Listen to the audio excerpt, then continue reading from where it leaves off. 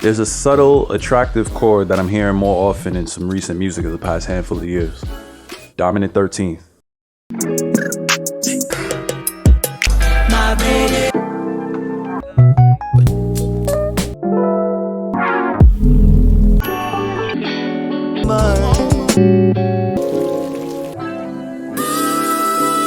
The dominant 13th is one of the most unique and versatile chords in music because there's so many ways it can be played.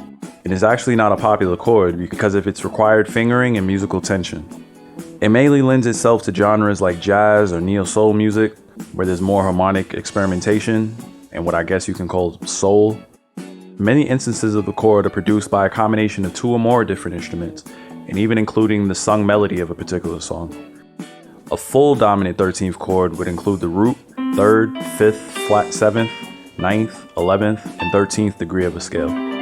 But that would all entail 7 different notes, which is inconvenient on piano and impossible on most guitars due to the lack of strings or practical chord shapes. Fortunately, dominant 13ths can eliminate the 5th, 9th, 11th, and even 3rd degree while still qualifying as such. So a 1, flat 7, and 13 are essentially enough to get you a substantial dominant 13th chord. Here are some other versions of a dominant 13th.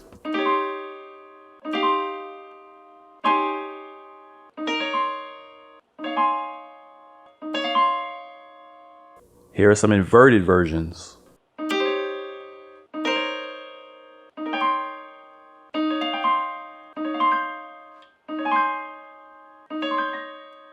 Saxophone legend John Coltrane frequently used dominant 13ths, and my guess for why he did so is because he was notorious for rapidly changing keys, yet using the same chord progression throughout the changes. This created a need or preference for using a common theme among the new keys he would enter. Plus, the combination of Coltrane's melodies and chords naturally created a dominant 13th feel within his songs. Since Coltrane often composed using the basis of a 2-5-1 progression, he would specifically build his chord progression using the minor 9th chord of the 2, the dominant 13th of the 5, and then resolve to the major 7th chord of the root. For example, let's use an early section of Coltrane's Central Park West, where he's briefly in F major, within the first 10 seconds. The 2-5-1 here is a G minor 9th, C dominant 13th, and F major 7th. Let's focus on the note A. A is the 9th of F major 2nd scale degree, which is the G minor 9th chord I mentioned. A is the 13th of F major's 5th degree, which is the C dominant 13th I mentioned, and A is also the 3rd of F major's root. The root note is F. Important point, if you don't already understand the concept of dominant, look at it as referring to the fact that the 5th degree of most popular Western scales is dominated by the root note of that scale. Basically, it feels or sounds like it wants to return home to the root note. C is the 5th degree of F major, and therefore the dominant of F major. It doesn't mean C dominates F, it implies that C is dominated by F. So whenever you play a 7th chord of a 5th degree note based on the scale you're in, you are playing a dominant 7th chord, which must include the flat 7th of that 5th degree note scale.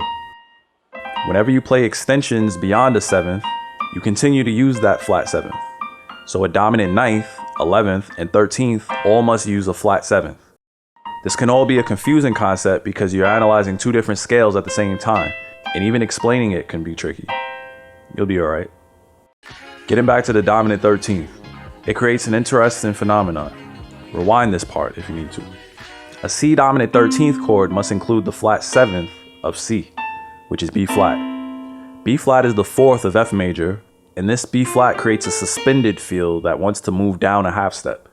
A suspended F major chord is played F, B flat, C, and then often immediately followed by some form of its major triad home of F-A-C. The dominant chord of an F major scale, which is C dominant 7th, played C, E, G, B flat, also creates a type of suspended feel since the B flat wants to move down to A in order to release the tension/suspense.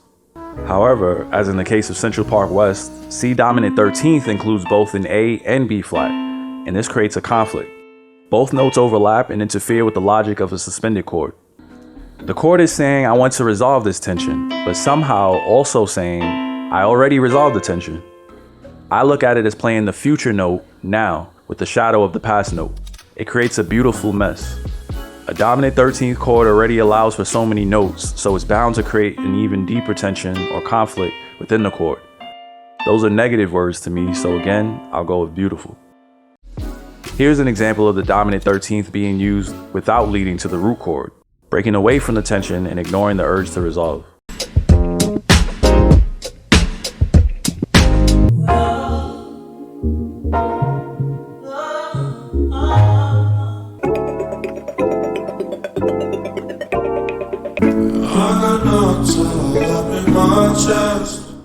If you're interested in any of the songs I mentioned, check the link to my Spotify playlist. Feel free to add to it or comment below with some more songs that feature dominant 13ths. I'm always on the lookout. Thanks for your intake.